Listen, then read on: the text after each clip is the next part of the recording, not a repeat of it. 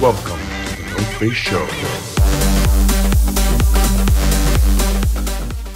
Let's keep it going. So I see, especially in the electronic music industry, a lot of independent labels start to have a lot of success. For example, Spinning Records being such a big label, and I think now I got bought by one of the big labels. Before it was just a regular, like an independent label. You have a lot of DJs, big DJs, starting their own independent labels. And a song like Martin Garrix's label, for example, being an independent label, has had great success. Where do you think that's going? Do you think that that will translate more into pop music? Maybe like, because for now I've only seen it in EDM. Do you see maybe independent labels growing in the future, or you think that big labels will still like rule above Yeah, the I rest? don't. I mean, look, the major labels couldn't hold on. There used to be 20 major labels. Now there's like three. Yeah. They all absorbed one another. I mean, independent, at the end of the day, to run a label, you need money. And I think it works easier in the EDM world because it's a lot easier to get, EDM music played, electronic music played globally. When it comes to like your typical top 40 pop, it's hard. And I mean, we see independents in the hip hop realm do well. But it takes a lot of funding. It's hard to get into the business because it is a business. And so, the promotional side, there's very few things that just pop off organically. I don't think you will see independents really get to that point. I mean, there's some that have done wonderful, but Fueled by Ramen's a good independent label, but eventually, they get picked up absorbed by a major label if they even show some signs of success. So I don't know if there's an independent who will just stay independent, because at the end of it, they're doing something because they want to get big enough for Warner to come in and say, hey, we're going to buy you out. Here's $50 million. Let's take your catalog. I think that's the goal of most independents, and it's hard to turn down that money. So I think it works in the EDM world, and everyone, Afrojack, everyone's got their own label. And that just made sense. Well, why would I have to go to Armada when I could just put it out? I have a huge following. I have all the connections. I'll just do it on my own. Of course, and make more of it works. And get the full revenue as well. Of course, you keep the masters. You own your masters. Everybody wants to own their masters. And so it works in the EDM world. And I think that'll continue to work. And that may be the model for the future.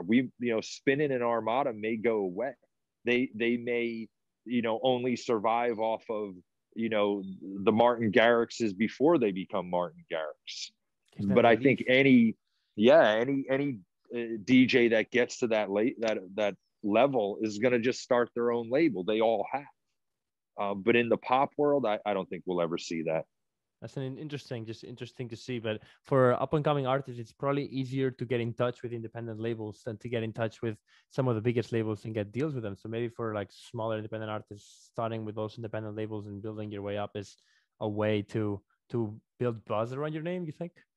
Yeah, I mean, I think honestly, I send all the pop artists I work with. I always do electronic remixes. I always do dance remixes for them because it's a lot easier to get them out there.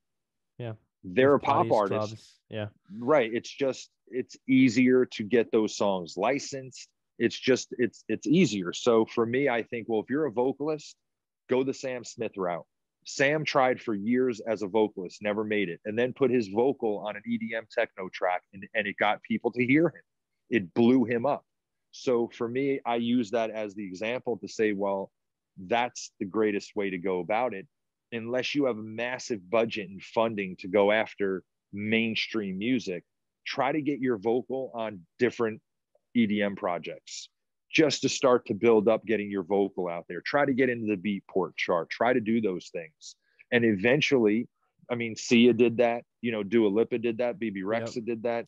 So I think it's a great way to start to get your voice out there. And there's a lot of up and coming artists right now, male and female, that, I mean, there's a lot of buzz around them, and they're pop artists, they're top 40 artists, but they're doing top lines and they're doing features for, EDM producers, and it's getting their voice out there. 100%. And you see a lot of those in the music industry. And 100% for all any singer that like listening to this. Like a lot of singers have ego or they're closed-minded. They want to stick to their genre. Like being open, have music, maybe that is not 100% your pop or your or singer-songwriter type stuff. Be open to working with other DJs because a lot of these DJs they have a big audience that you can build off of.